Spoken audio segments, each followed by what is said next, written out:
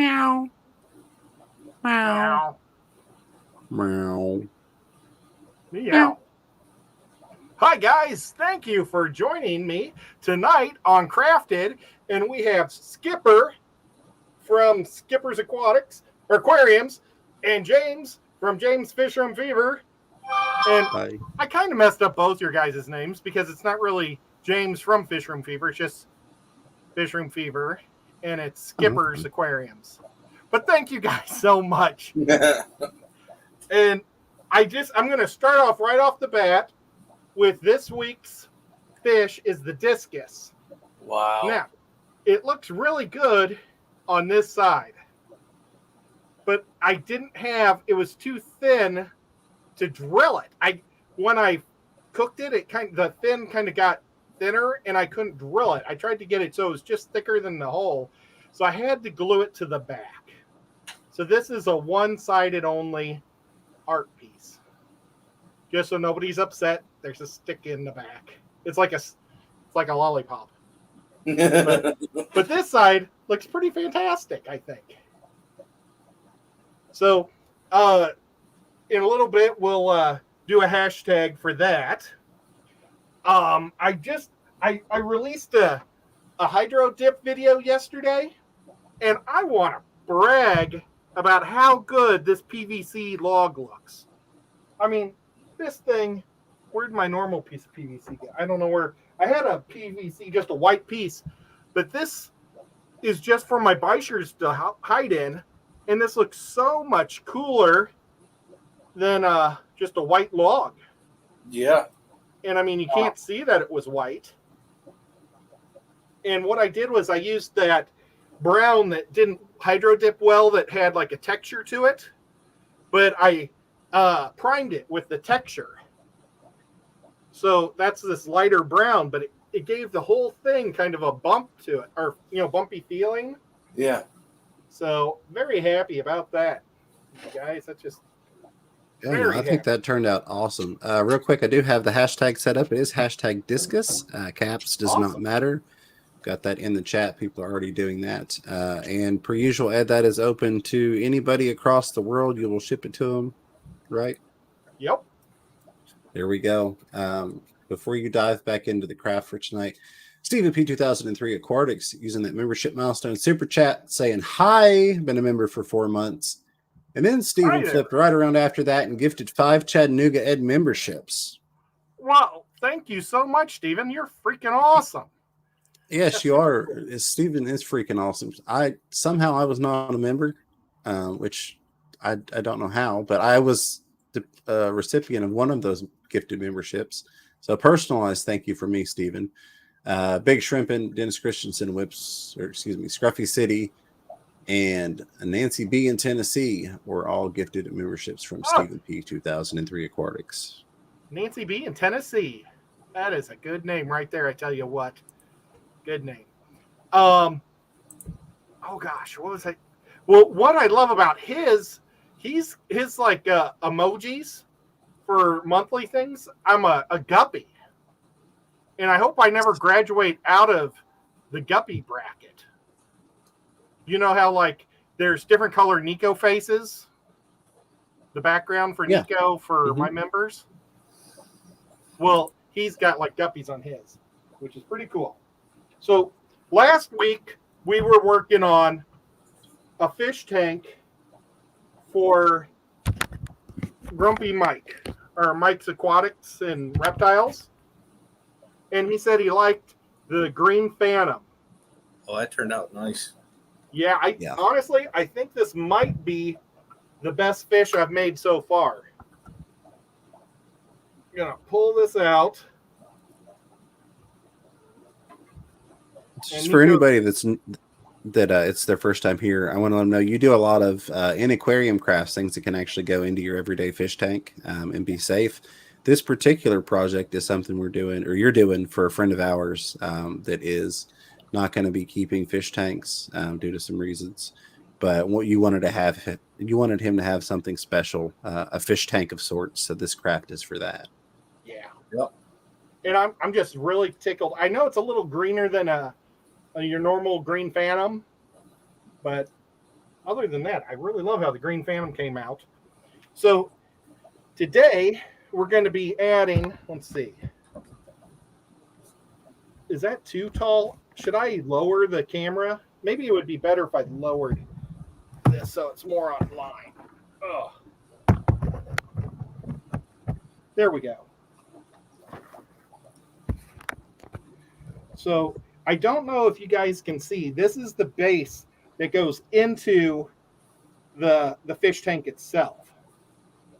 And then this guy fits in just like so right in the corner here. But I've got these sticks.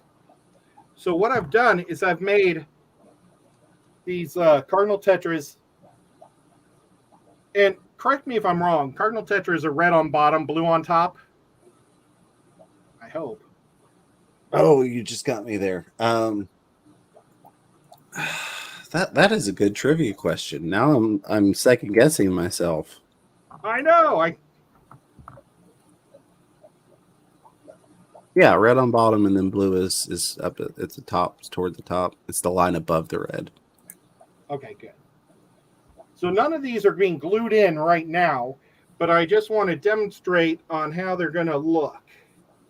Well, I have to turn it a little bit towards me.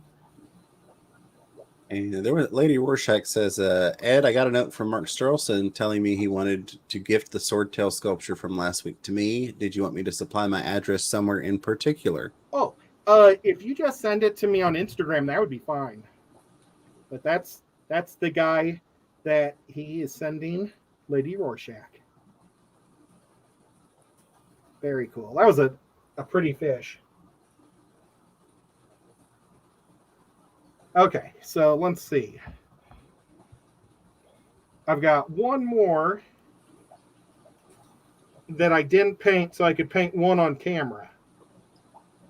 So this guy, we're going to paint tonight, and he's going to go, you know what? I think this guy's going to look better on the bottom.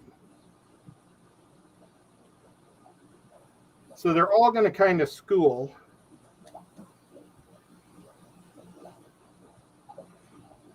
So that's, can you guys kind of see how they're doing that?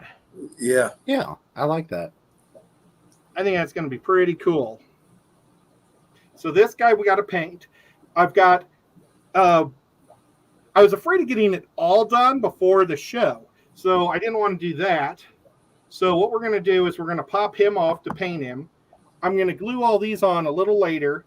But I also have to fix the floor because I originally painted all around the bottom. And I've got paint like on the surface of this thing.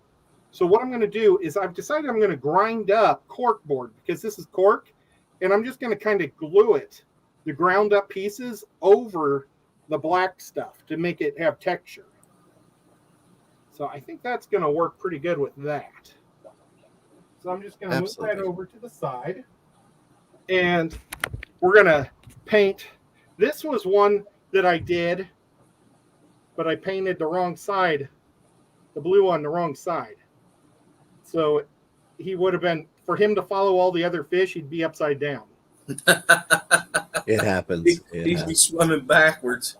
Yeah.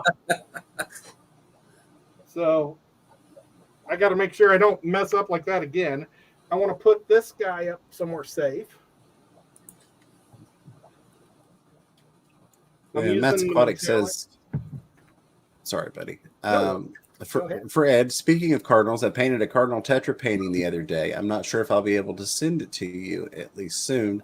Hopefully I'll be able to send it though. Oh, wow. Who was that? That was Matt's Aquatics. Oh, Matt, that's awesome. Well, I would love to get that when you do. Just let me know, and I'll get you my address and everything, because that'd be really neat. I'd love to put other Fish Fam art up. I've got some other of the Fish Fam that's, I love it all so much. So what we're going to do is, actually, I should probably do the red first.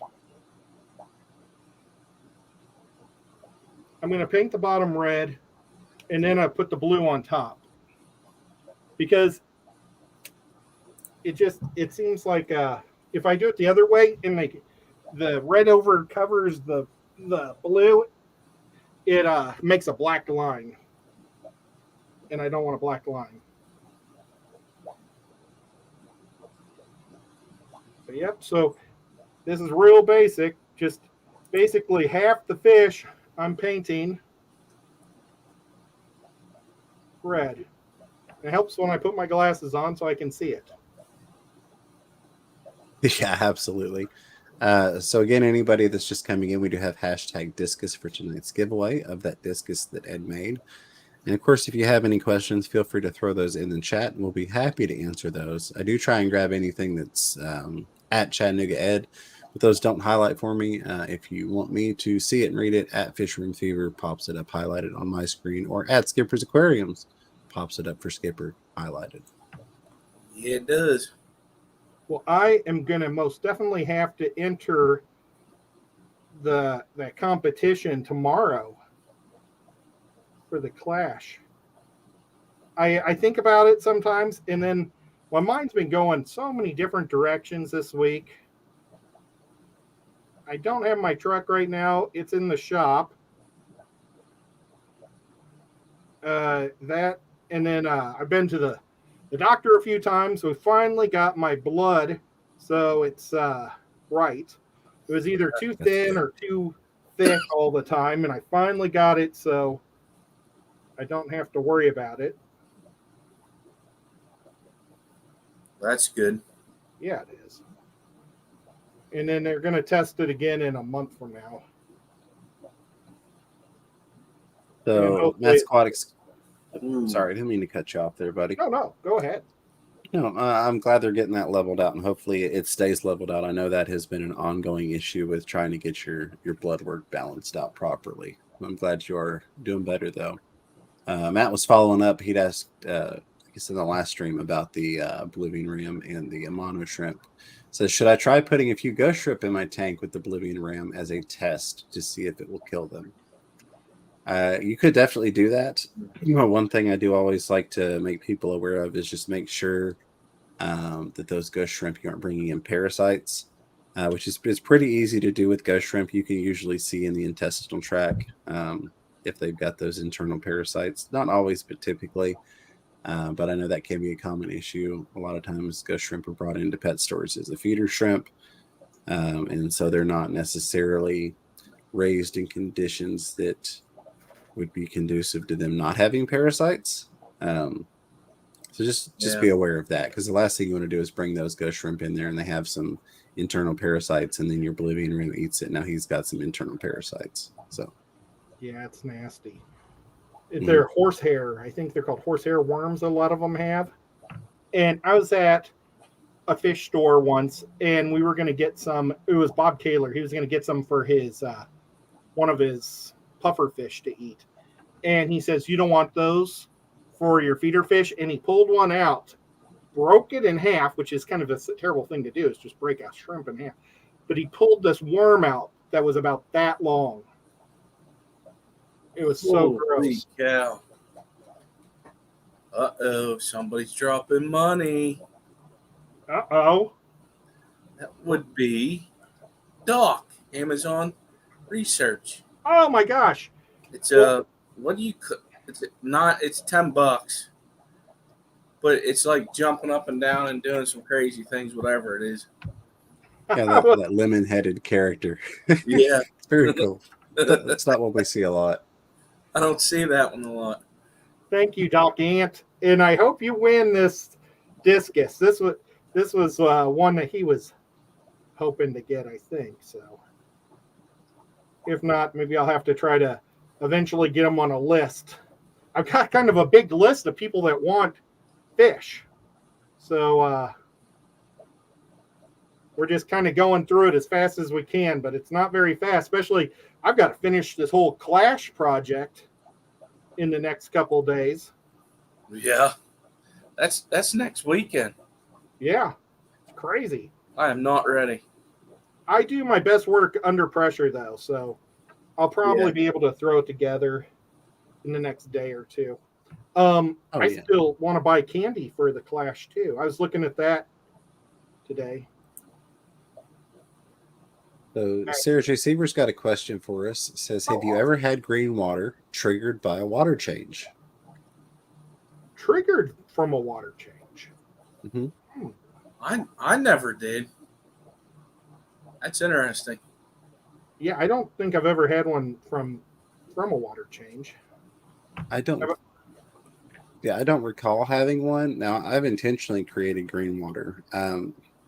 My thoughts would be, so a lot of us dose all-in-one fertilizers. Typically, we do a water change and then we dose the tank because we've just pulled water out. So now we're putting fertilizer in. So I could see that being the source of it. Is, hey, I just did this water change. I just dumped brand new fertilizer in there.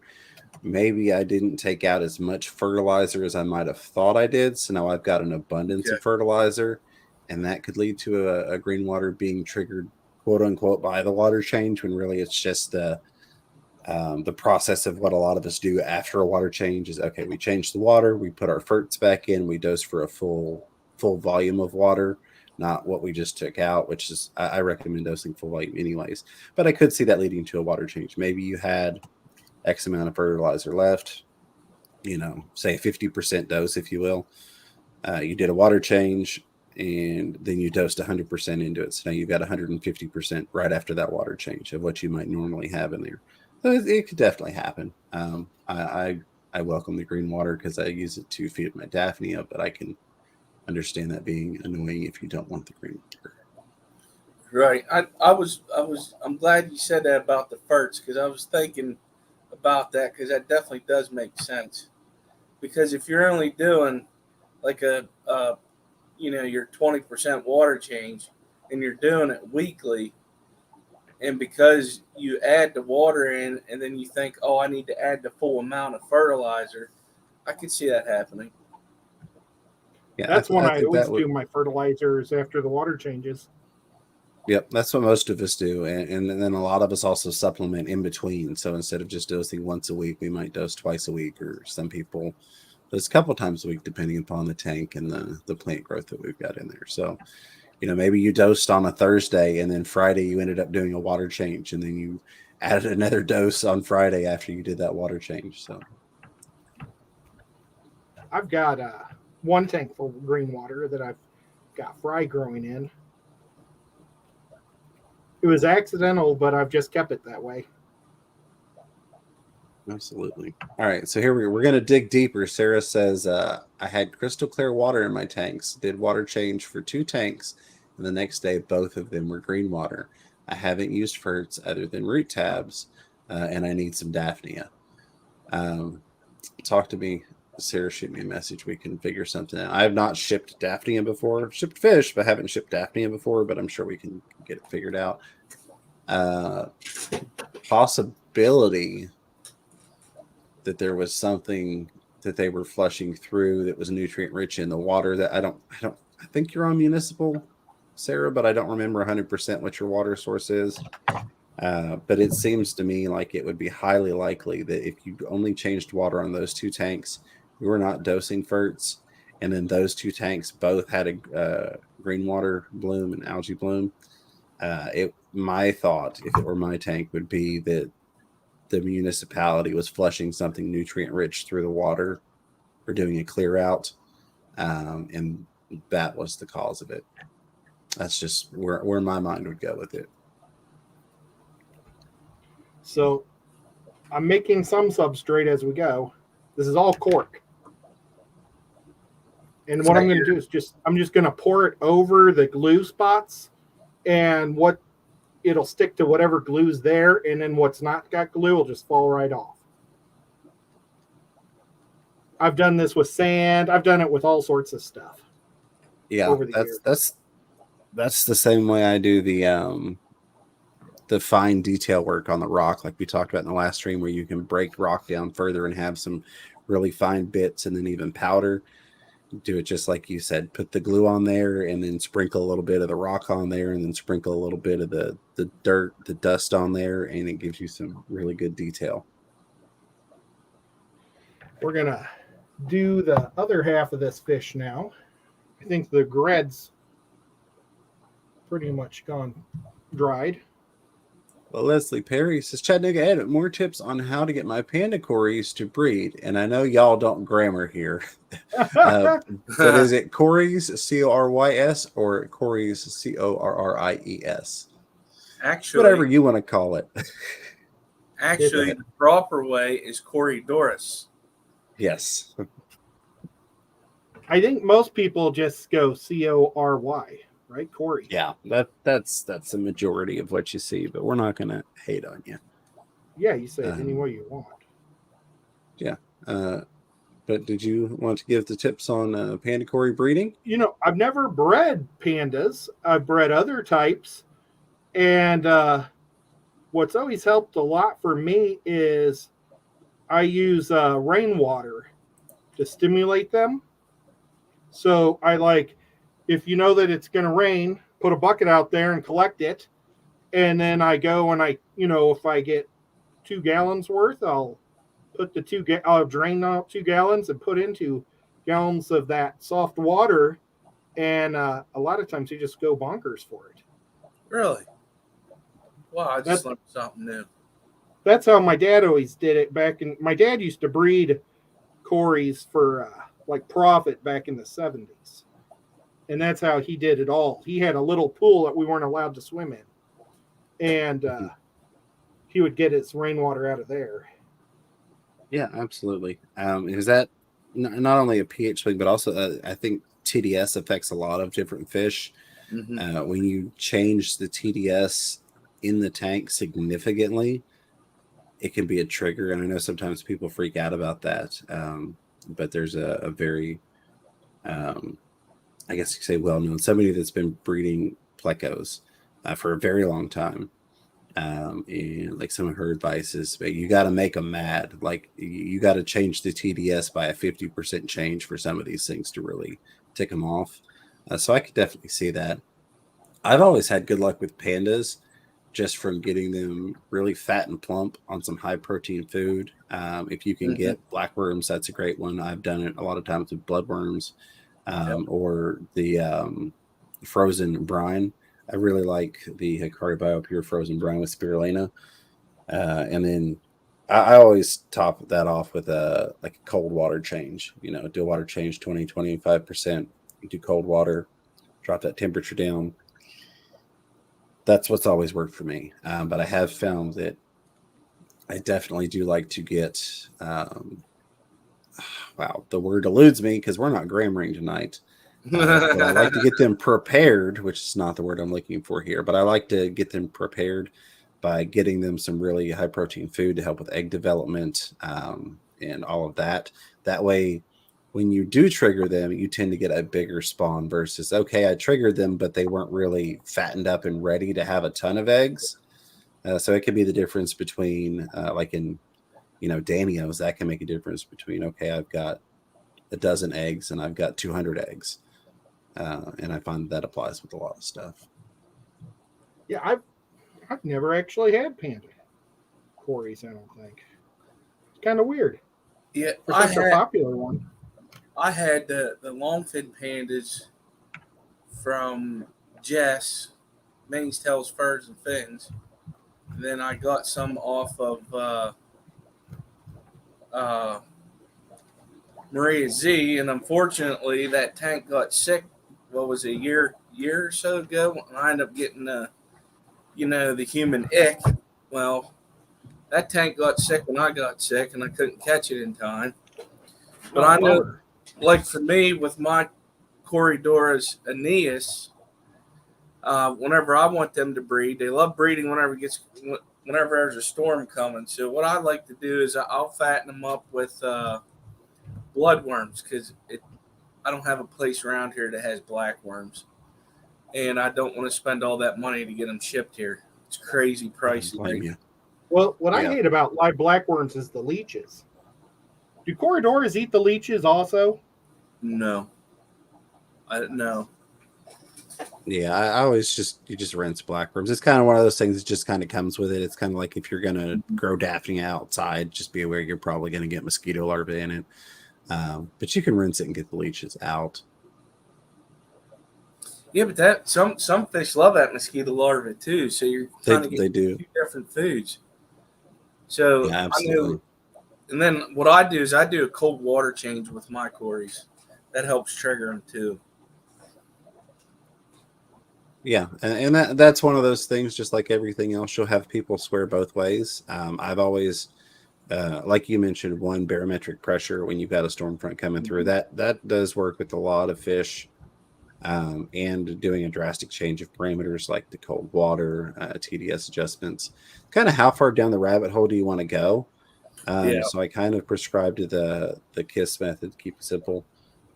Start out with something small, just get them some good food, like you mentioned, and try the water change. If that doesn't work and you're not already collecting rainwater, start collecting some rainwater, like Ed mentioned, so you can do the TDX fluctuation. If you really want to breed them and they still haven't done it at that point, then you could make it to where you're doing a cold water rainwater change when a storm front is coming through after having fed high protein food to kind of nail most of the triggers that people kind of agree on, I guess, for the most part. But typically it doesn't come to that point and they breed a lot easier than that.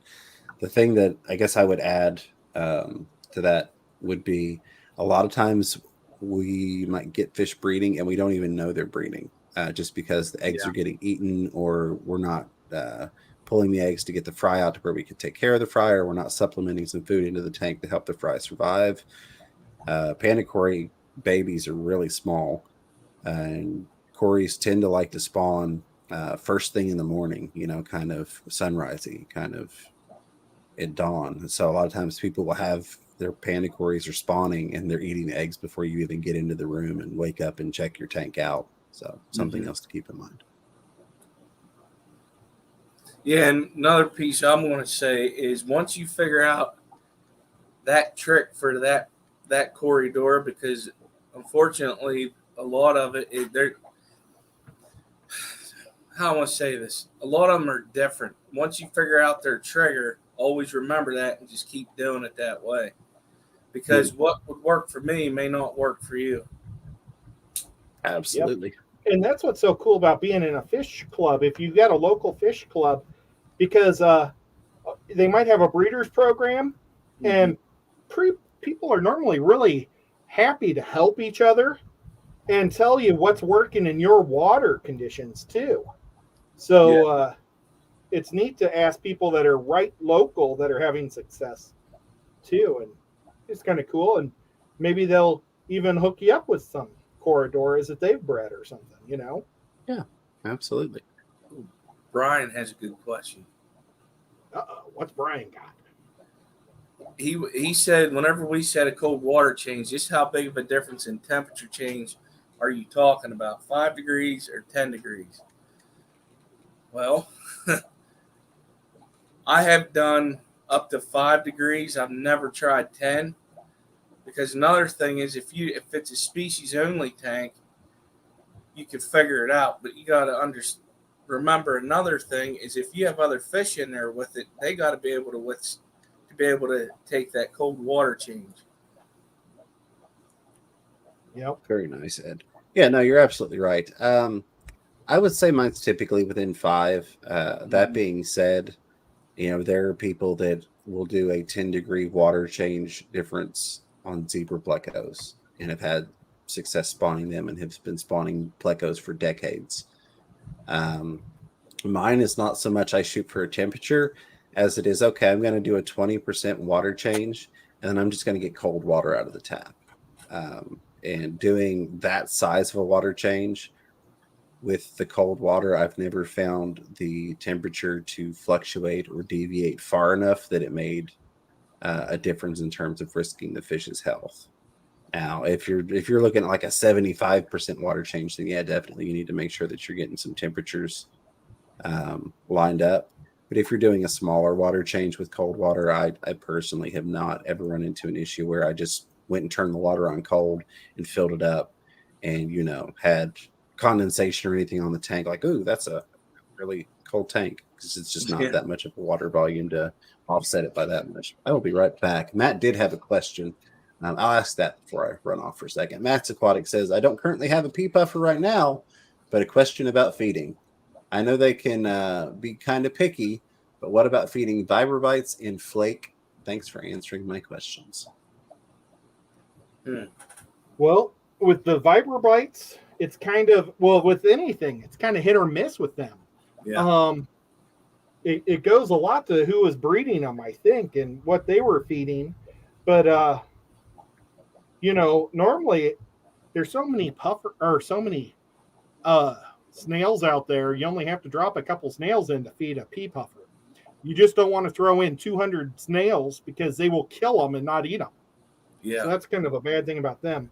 I haven't heard of them eating flake. I have heard of them eating Vibrobites.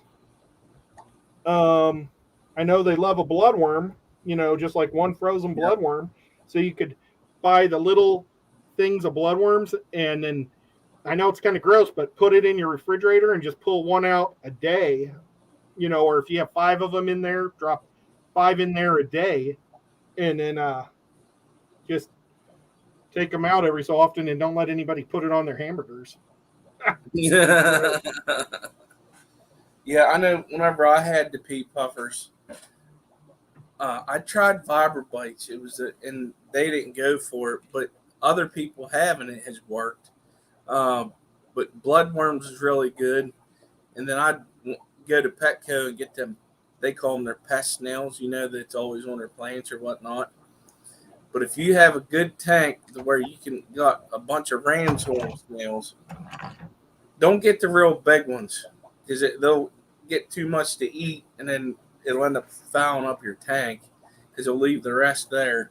But if you always constantly got babies and stuff, I would throw those in. Yeah, absolutely. I've got a quick question for both of you guys. James, are you back? Because I don't want to hold you up. Yeah, can you hear me? You got to go to the bathroom or something. Yeah, we can hear you. Okay. What's your temperature coming out of your tap? Like, I love summertime because my water comes out right at 74 to 75. Mm-hmm. And that's only like 2 degrees less than what I keep in my fish room. So I just put it all the way to the lowest setting, and I have no problem with it ever getting too hot or too cold. But in the summer or winter time, it's like 65 or 64. Yeah. So here's that hashtag bad fish keeper thing, right? I don't check the temperature of my tap water.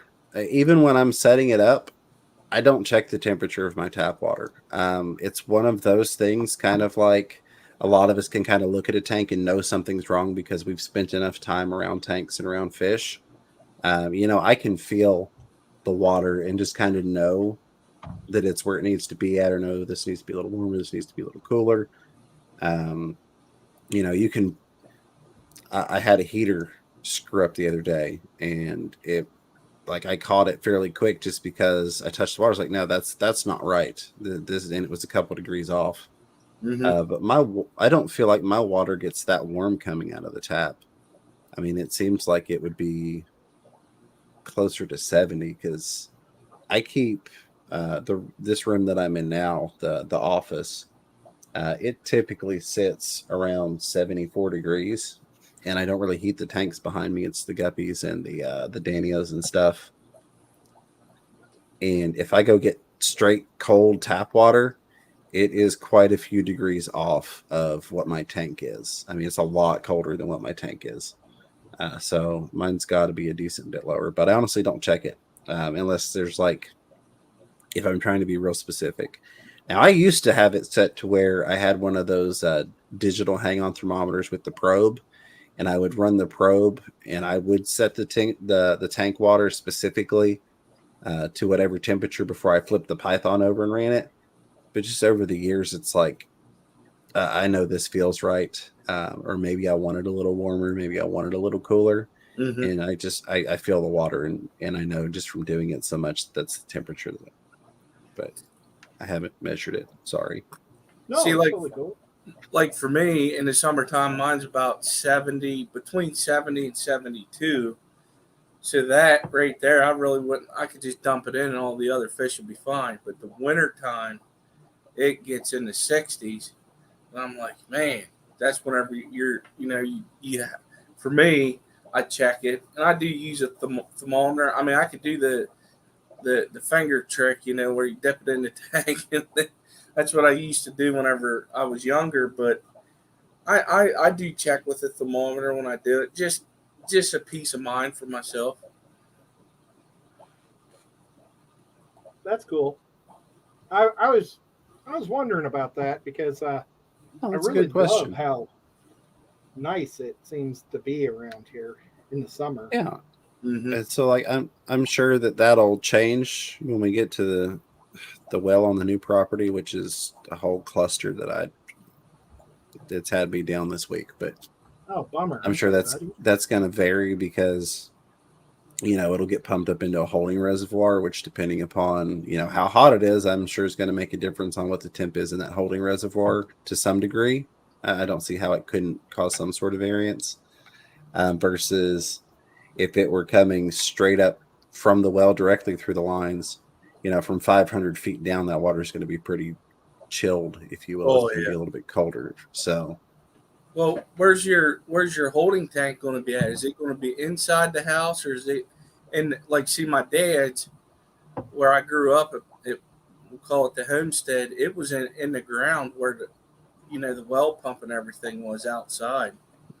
yeah. So ours is going to be external because I'll make a long story long. Ours is going to be external because there are multiple buildings being fed off of the same well. Oh, The issue we're running into is we have to put in a new well because there's like a quarter of an acre on that 25 acres that is not ours. It's actually reverse mortgaged back to the bank. And that's where the well is at. So probably within the next 6 months to a year, we're no longer going to have access to that. That being said, that well is at 250 feet and it has some issues drying up, but it is also providing 3 homes at this point with water. So it would be 3 homes plus a fish room once I get done. Everybody we've talked to about a new well, they've said that we used to do them at 250, but with changes in the water table and to really get into the water source and have it last you a long time and not have to be out of water a lot, you really need to hit 500 feet. Yeah, which is just like $25,000. So that's always fun. Yeah, But, we'll see exactly what we end up with, but I know that's going to have some differences versus the city water. City water, you can kind of get a more consistent temperature source, I would say, depending upon the season, versus if you're going something more quote unquote natural, like a well where you're out in the seasons with your source. Fish down. Yeah, you can see that. They aren't glued on yet. Right now, I'm just adding the substrate. And this is also open for anyone that can help with this. I very briefly touched on it, but I don't have a good answer for you. Crowntail Half Moon asks, James, sir, do you have any experiences using a Barkeeper Friend for heavy water stains on old tanks? Do I need cleanser or cleanser and polish? Thank you. If anyone can share information. I've not used Barkeeper's Friend before. I would purely speculate. I would go with the cleanser and not cleanser and polish if it were me walking into the store to buy it for the first time. But I'm sure we've got some people in here that have tried it. Like I alluded to in the last stream, my big thing is just make sure you rinse it really well afterwards, like you do with anything.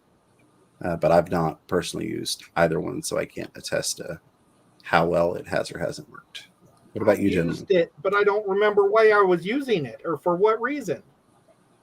It was when I was moving out of my last house. Somebody suggested that stuff, and whatever it was for, I was like, "Oh my god, this is amazing! I got to remember this." And I totally forgot why.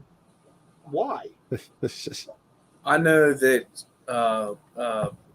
Simply Beta has a video on it, and I do remember seeing the bottle, and it was just a cleaner.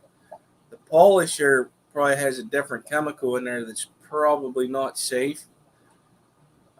Because it would leave like a film, because the polisher shines the glass also. Yeah, I feel like you'd have to work a lot harder to clean out whatever the polishing additive is, like you're saying. It would take a lot more to get it safe again. I'm getting old though, because I cannot remember for the life of me why I used that or anything. Sarah J. Sievers says, I read that the human hand can tell the difference in temperature within 1 degree. So if the tap feels like the tank water, you're good. LOL. Yeah, and that's kind of one of those things that if you've ever been in somebody else's fish room or in a pet store or something, and you touch the glass and you're just like, oh, that's different than the parameters that I'm accustomed to feeling. You can tell, well, that tank's, probably running about 80, or that tank's probably running about 72. And you just get a feel for it, kind of like all things with the joys of fish keeping. You get accustomed to it. Okay, now I'm going to start gluing some fish down. You guys don't forget to do hashtag discus for this discus on the side of the tank, or on the side of the screen. We're 40 minutes in already. Holy cow, this is going quick. Wow. Time flies when you're having fishy fun. Oh, that's right.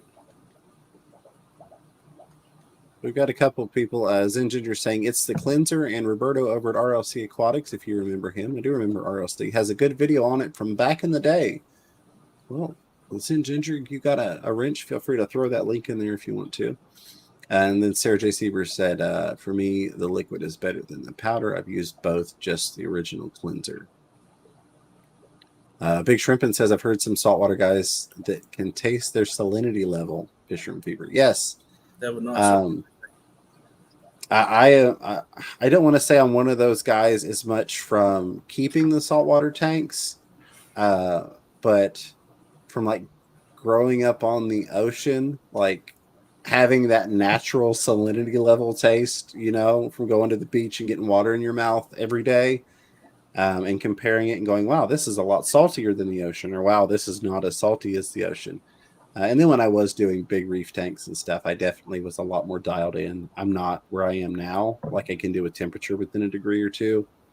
But definitely I can fully understand that. You get, especially if you're sucking on a siphon hose and you end up getting water in your mouth fairly frequently. I don't advise it, but I know people that could dip their finger in a tank and stick at their tongue and go, oh, the salinity is too high or the salinity is too low.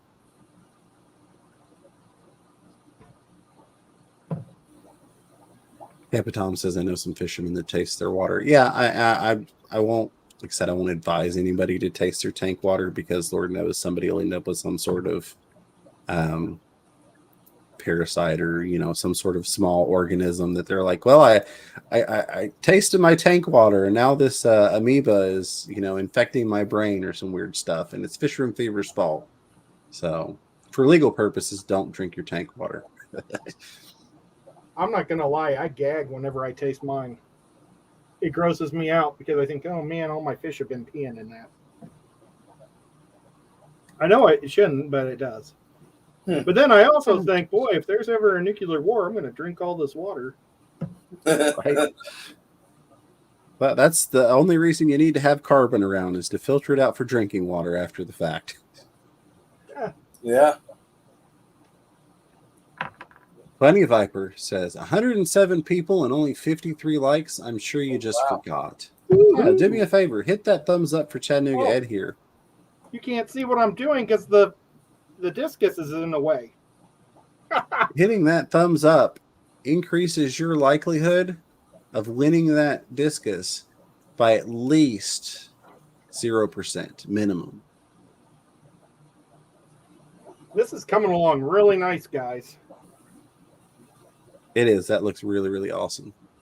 Hey, Michelle, good to see you again. Michelle says, I'm new here, but can already tell you're super happy when you're creating and making things. Same. I love this hobby because there's always inspiration, new ideas, endless possibilities. You have no idea, Michelle. Oh, my. There's so much talent around. It's crazy. Well, and I'm terrible. I'm using you guys because I do my best work when I'm able to talk to people and like interact. So I get the most done when I'm in a live stream or visiting in a live stream or something. Because like I could probably make 1 million of these if we were talking on a live stream, just because it's so much fun to just hang out and talk. Yeah. Oh, absolutely. And I'm pretty sure people are asking about, are fish peeing? I think technically they're secreting ammonia from their gills. Yeah, they're kind But of they're sweating definitely, it off their body. yeah, they're definitely having a poo in the tank, though, right? Right. And Doc Anthony said the same thing you did about the gills. Oh, yeah. Well, there we go. If Doc Anthony said it, then 100%. So he agrees with you. Rack Ross Studio. Uh-oh, Rack. He gave you Attack. a $5 super chat. Thanks for Oh. sharing your art and supporting mine. Thanks for your support. Well, I wish I was half the artist he was. He's amazing. Yeah, yes, he is. I've quite a few of his. Check out that. I think that's looking pretty freaking cool, guys. And now we're going to add the pleco to the bottom. So it's a nice contrast to blues and greens and reds. Oh, man. I'm liking this. Oh, man, you got another super sticker from Mike's Aquatics and Things. Oh. It is the, I call it the Ninja Fox throwing punches. He's Thank beating you, up Mike. right now, $5. Well, you didn't have to do that, Mike, but I appreciate that. This is for Mike. He said that his favorite pleco is the Green Phantom, and I'm not super familiar with plecos, but I hope I did the pleco justice. Let's see. I'm going to put a little bit. I don't like empty spaces, so I'm just adding a little bit of the bump, just a little here or there, so it doesn't look like it's artificial. Well, it's going to look artificial. Speaking of a little bit of a bump, I'd like to do something for our buddy Rat Cross. For those of you that are new to the channel, new to the stream, and don't know Rat Cross, he's a good buddy of ours, a fellow Tennessean. He's a man of many interests and talents. He's got, of course, his fish keeping channel. He's got his bird watching channel, and he has the Rat Cross Studio channel. And as many of us know that have ever started up a channel or multiple, it can be kind of hard to get that kickstart going. So back to that little bit of a bump there. I'm going to throw his link for Rat Cross Studios channel down in the chat. While Ed's getting that finished up, before we do this drawing here, do me a favor. Go check out his Rat Cross Studio channel. If you like what you see, subscribe. I think you will. And I know Rack is an awesome buddy of ours. So never hurts to have some good friends. If you hate it, subscribe and just don't hit the bell. And then you'll know not to go there. Oh, I love you, Ed. Yeah, subscribe anyways, whether you like it or not. If you really like it, ding that bell. Yeah. That's funny. All right. So we've got a little bit of time left to get entered. We've only got, I think, about 40 some on it. We got 55 entries now with hashtag discus. If you would like enter to win tonight's drawing for that discus that you can see just to the left of the screen there, you can see the discus butt. It's open worldwide. So if you want to enter to win that, hashtag discus before we draw here in 5 or 10 minutes. Let's see if I can put this up a little bit. I'm going to use my shark box to raise it up so you guys can see it a little bit better. And That's good.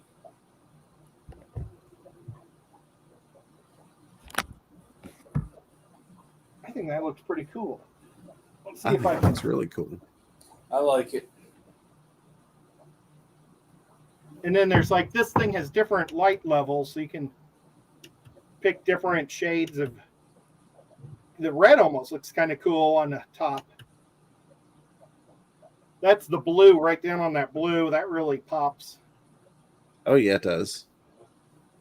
Oh, we got a lurker Bob in the chat. I see Steamfod Aquatics entering hashtag discus there. Yeah. Oh, awesome, Bob. And I hope he wins because I need his address because I have something I want to send him. And he's moved, so I don't have his new address. But yeah, I think that looks really awesome. I'm done. I'm not going to do anything else to it. That looks fantastic, and I think any fish keeper would be proud and honored to have that in their home. Oh yeah, no doubt. Now the trick is going to be, how do I send it? I think I'm going to pack it with packing nuts, or is that what they're called? Packing nuts or packing Peanuts. corns? Packing peanuts. Packing peanuts. And I might end up taking the pleco out and wrapping it individually because it's not glued down where everything else is glued down. So it's the only thing that could move, even though he's kind of wedged in there. I don't know. I might just leave it like that. Just, Mike, when you get this, don't shake it real bad upside down to get the peanuts out. Take a pin or something and pull them out. So you don't destroy the whole thing. And whatever does break off, just glue it with super glue. There you go. Yeah. Oh my God, Dee. But yeah, I think it came out pretty cool. It did. You got Jenny Lynn with the $5 super chat. Says Ed the Green Phantom tank looks awesome. Hearts. Awesome. Well, thank you so much. And if you want to see it again, go and sub to Mike. Does he still have aquatics in his name, or is it just Mike's Reptiles now? It's oh yeah, he did change it a little bit. Let me see here. Showing Mike's Aquatics and things still on the super chat. Yeah. Awesome. And then I hold the button down all the way, and it turns it off. Love it. I got to clean just a little bit of the glass because I've been touching it too much with my hands. But super cool. All right. Well, I'm going to put this over here so it's not in my way and I don't knock it off and break it. Oh, I don't know where the cats have been today. I wonder if I shut the cats in the fish room. You probably did. Speaking of super cool, you got Stephanie McGittigan throwing you a $2 super sticker with that little dancing fox and all the hearts flying around behind it. Well, thank you so much. I appreciate that. That's awesome. That'll help me buy another pound of clay to make me make some more stuff. And then this guy is a spare little Cardinal tetra. I painted him upside down. So maybe if I ever make tetras again, I'll just throw him in the group of tetras. And all the tetras will be swim in the opposite direction. You have a membership super chat. Fantastic. Freaks member for 4 months. Just in time to see the finished project. Awesome. Yep. And again, guys, check out my video on how to make these because anybody can do this. And so much prettier than a PVC pipe. I mean, I wish I knew where I put my... I brought a piece of PVC down here, but now I don't know where I put it. That looks like stone to me whenever you hold it up. It kind of reminds me of some countertops. Oh, here it is. Yeah, it looks very nice. You did also have the Zen Ginger using her membership milestone super chat. Been a member for 4 months. It says enter hashtag discus to be eligible to win Ed's discus art piece tonight. I mean, what would you rather put in your tank for your fish to hide in? I throw these in. I've got these in several tanks. These plain white guys, and they just sit there and look gross. The mulm looks gross on them. This, you won't have to clean your tank as much because the mulm's going to blend in with it, which is probably not the best way to sell something. But, yeah, super tickled on how they came out. Yeah, it's pretty neat. I like that. It is. And then, what do we got going on tomorrow? Tomorrow, I've got the Lefty Show at full-time teacher right now because just because he is. And so he's been having lots of teacher conferences, and that's why we've missed the last 2 weeks, because he's had teacher meetings on Fridays, which stinks. But if he doesn't have teacher meetings, we'll be going probably somewhere between 4 and 5, and then we end at 6. And then at 10:30, we'll be talking fantasy football on the Danikin Show with Kenny. And if you don't like football, we can also talk fish.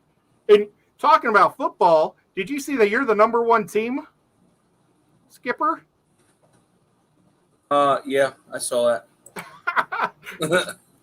No, congratulations. Good job. So, Thank you. that'll be fun. And then, do we have an auction this Saturday? Actually, I'm not going to do one this month because of just so much going on, and plus with the Clash coming up, I would like to do one in October. So if anybody's interested, just shoot me an email. You can look my email up on fishfam.link. Awesome. Well, and then Sunday, James, are you going to have your 2:00 show? Yep, we will have the members live stream at 2 p.m. Eastern time on Sunday before we go raid Aquarium Co-op. He starts at 3 my time, and then I've got the weekly video coming out tomorrow night. Oh, I'm so sorry.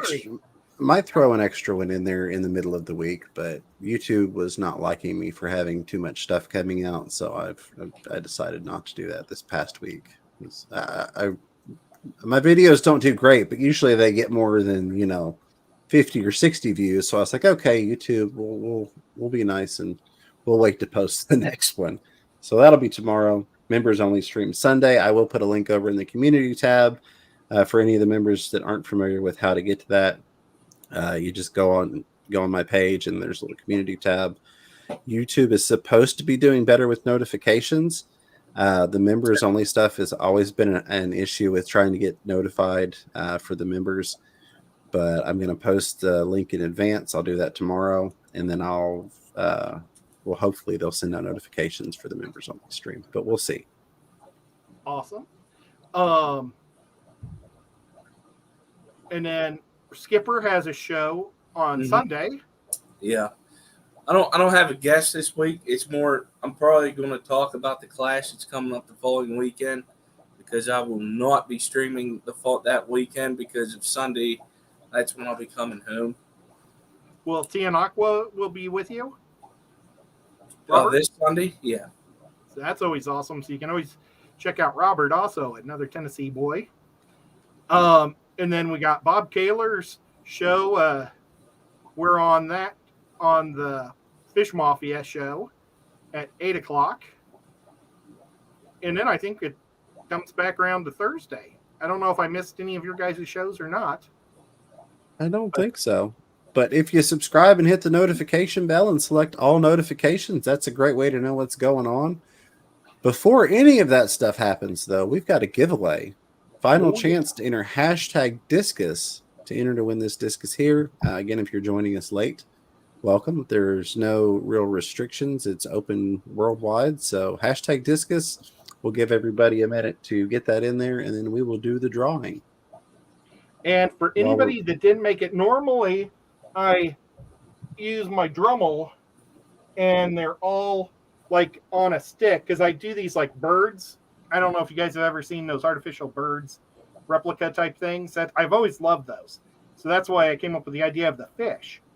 And I drill up into it. Well, this discus, the clay kind of thins out, so it wasn't thick enough for me to put the stick in him. So it is literally glued to the back of him, which made it easier for me because I didn't have to paint both sides.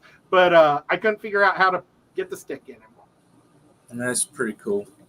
Either way, it looks nice. Still came out pretty awesome, if you ask me. I agree. It does. It does. We've got 74 thumbs ups, 107 people watching now. Wow. Ready to do the giveaway. Why are we always yelling? Says, how do I get a Tennessee Fish Mafia shirt? Your Teespring isn't working. Well, I don't have it on. I was going to order another 100, and I didn't have the cash to buy 100 of those and 20 hats. So I bought the hats that I'd have for the Clash, and I think I still have about 25 shirts. And because I totally sold out of the hats, but I bought the hats, and then they told me yesterday the hats aren't coming in time for the Clash. But I will have them at the Aquashellas and at other events that I go to, and eventually I'm going to try to figure out how to set up a Get Gills and put them on there. Here we go. Oh, I think it's time for this giveaway. I got Tampa Tom putting hashtag baby cat. Oh, they must both be, they have to be in the fish room. I was kind of running around going crazy, feeding everything right before the streams tonight. And I normally leave the door open a while to let the cats out because they like going in there because it's warm. And I think I just shut both the cats in the fish room. All right. You ready to rock and roll? Oh, yeah. 68 entries. We're going to draw it. The winner is, drum roll,